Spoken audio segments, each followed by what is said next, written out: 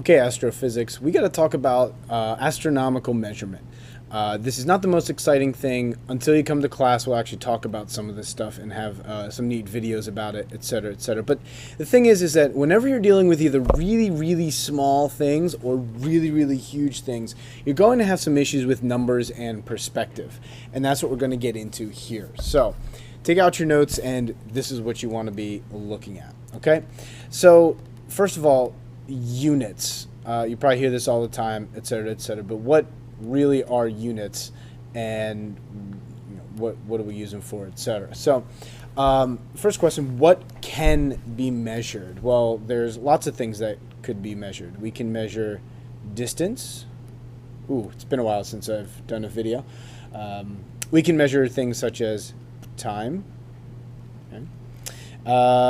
We could also measure things such as volume or surface area or density, etc., etc. But when we're talking astronomy, typically, when we're talking normally, when we measure distance, we're usually measuring it in miles or maybe kilometers if we're using the metric system like everybody should, unless you're United States, Liberia, or Burma, who don't use the metric system. And then in time, you typically talk about time in terms of seconds, or maybe hours, or, well, maybe days, something like that. Okay. But here's the thing. When we're talking in astronomy, we're going to be doing different things. When we talk about distance, we're going to get into things more. If we're doing distance, we're going to be talking about things like the light year. Now, what is a light year? Good question. Key to light year is that it is the distance that light travels in a year.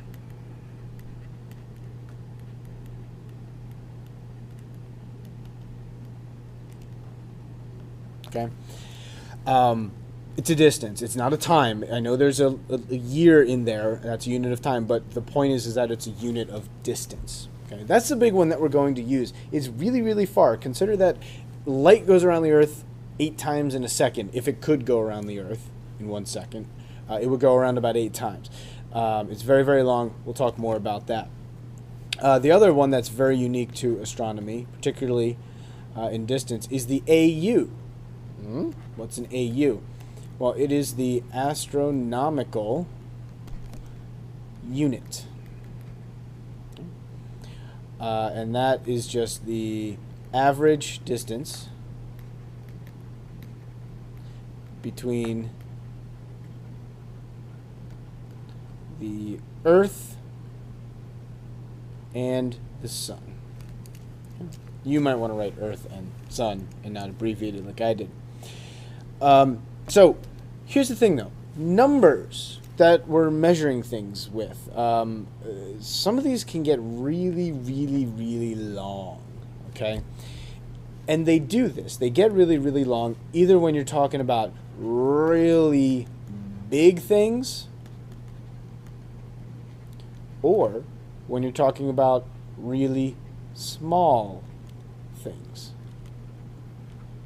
okay? Big things are like really big and really small.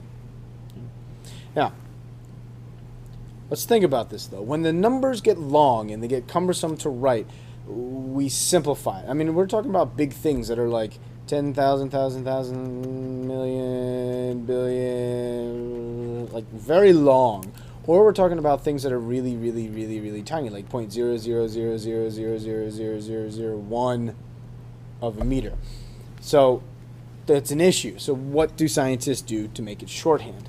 We do what's called scientific notation. It sounds scary. It's not. Scientific notation is actually quite simple. I think it's one of the easiest things to do in math other than add and subtract. So let's think about this. Let me guide you through this. What do you get when you multiply 3 by 10? You get 30. What do you get when you multiply 3 by 10 by 10? You get 300. What about 3 times 10 times 10?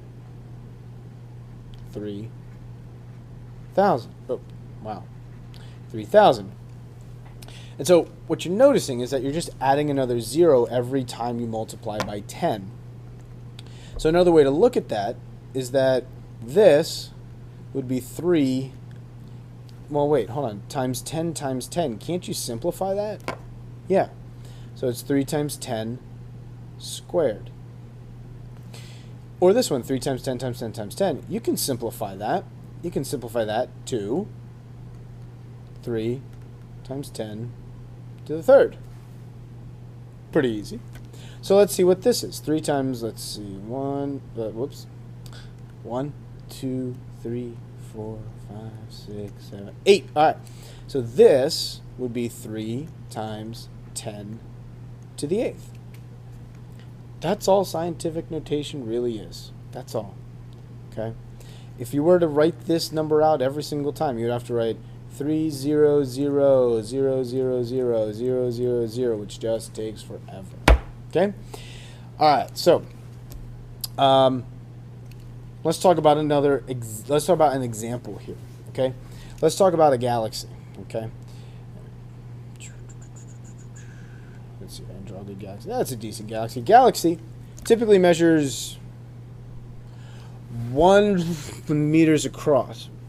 Now, to put that simply in scientific notation, we write, well, let's see, hold on, there's 3 here, 3 here, 3 here, 3 here, 3 here, 3, 3, that's 1, 2, 3, 4, 5, 6, 7. 7 times 3 is 21. Ah, that is 1 times 10 to the 21 meters.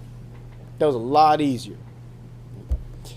Then you've got subatomic particles. They are really, really, really, really tiny. So to put it simply, we've got, okay, let's see. How many places do we need to move the decimal? We've got 1, 2, 3, 4, 5, 6, 7, 8, 9, 10, 11, 12, 13, 14, 15. So this is 1 times 10 to the negative 15. Pretty simple, okay? Basically, if you just did 1 and then really divided it by 10 15 times, that's what you're getting here. This is 1 times 10 21 times. If you're going the opposite direction, it's minus up at the top in the exponent. So what if there were 2 or more digits, like 47,000 right here? What does that turn into?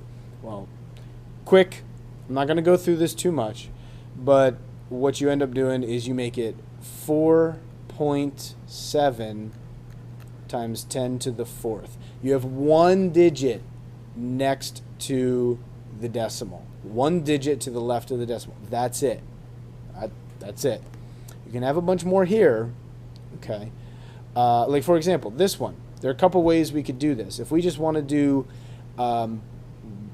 2 significant digits or significant figures, it would be 9.6, okay, because you see the 5 would round up because of the 6 there.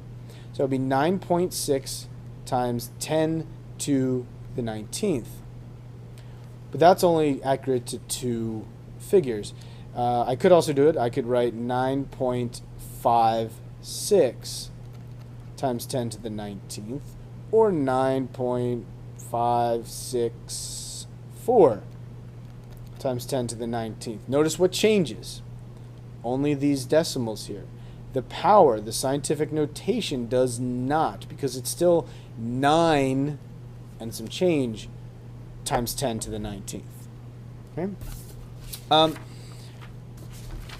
I think that is pretty good. You should see on the other side of your notes some practice on how to do this. And what you need to do is go through, answer that first question, and then see if you can answer these questions. And down here, notice it says, convert the following to scientific notation, then label each with the astronomical unit it describes. Now, it says Appendix 1 and 2 here, but really just use Google. I think you'll be fine trying to figure out what those are by looking at Google. And, yeah. I wish you good luck, and then we'll go over these answers in class and see how good we are. Good luck.